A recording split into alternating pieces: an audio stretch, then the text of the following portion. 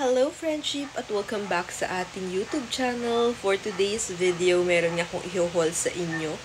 So, eto nga yung mga pinamili ko nitong mga nakaraan. Ayan, dahil nag-iipon nga kami gamit sa bahay, diba? Eto naman is gamit sa kitchen, appliances, and then gamit ko sa nails and gamit ko sa lashes. Papakita ko sa inyo. So, without further ado, start na natin yung video.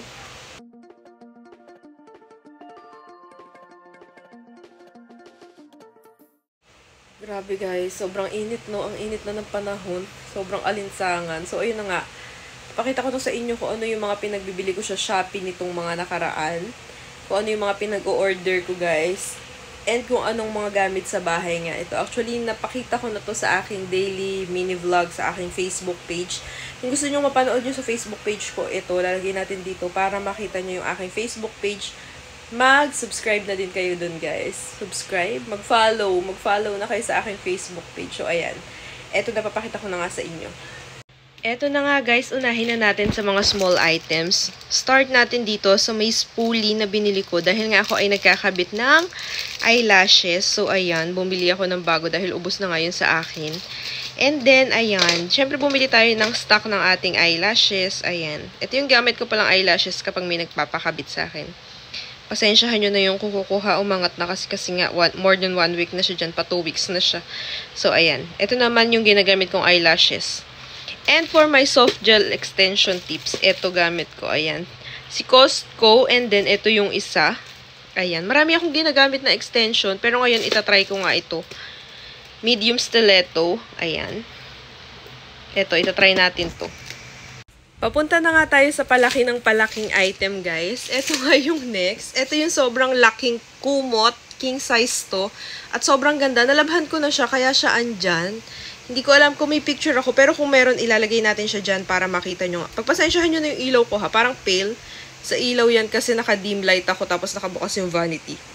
Kaya na ganyan. So, ayan. Ito yung next natin.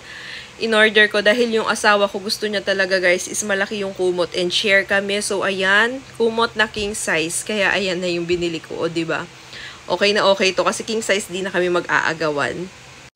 Third item na binili natin is eto nga, si Kiowa na stand mixer. Ito ay 7 liters capacity guys. Sobrang ganda nito.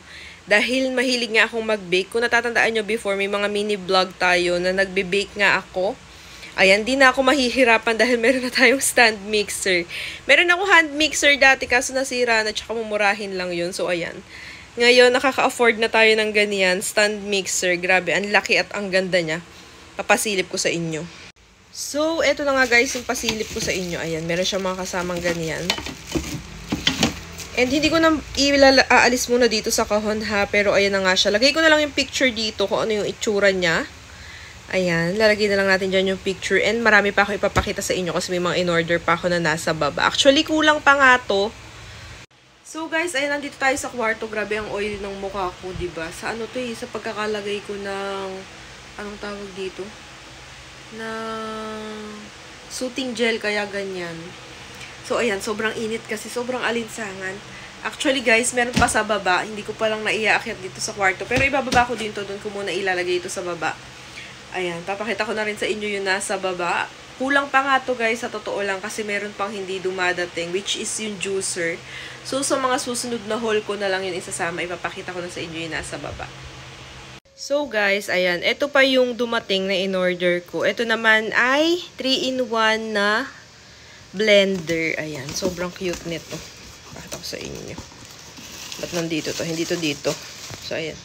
Blender to guys. Ayan, meron siya yung maliit. Ayan, meron siya maliit na ganito. Kaya siya 3-in-1. Meron din siya nitong isa. Ito naman is food processor. Pang food processor. Ayan. Actually, maganda to. Maganda yung brand na to. So, ayan. Kung naghahanap kayo ng blender, lalagay ko sa description box. And mura siya guys. Ito naman yung pinaka-blender niya. Hindi siya malaki, hindi rin maliit. Sakto lang. Ayan.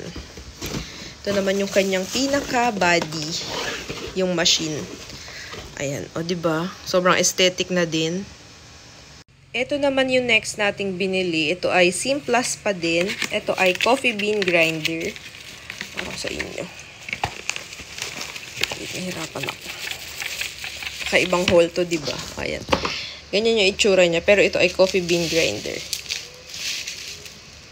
Ayan siya. Tapos, o-on nyo lang. Ayan. And may kasama na siyang pansaksak. Oh, diba? Ang ingin pamangkin ko yun. Ito naman guys, yung last na ipapakita ko sa inyo. Ayan. Kung nakikita nyo na espresso machine. Ayan. Or coffee machine. Ayan. Espresso to guys. So, ayan. Meron na siya nito. Yung pang milk. Basta pang steam siya ng milk. So, ayan. And pang pull ng shot. Ayan. And hindi ko na ilalabas kasi nga mabigat. Nalagay ko na lang dito yung picture para makita nyo. Ayan. So guys, ayun na nga lahat ng aking pinagbibili. Yung kulang na lang is yung juicer. Tapos may in-order pa akong isang top na damit dito sa may Shopee. And then, ano pa ba yung kulang? Iniisip ko, wait lang. Bumili pala ako ng necklace and pendant. Papakita ko na lang sa inyo sa mga susunod nating video. Please like this video at mag-subscribe kayo sa ating channel. Bye!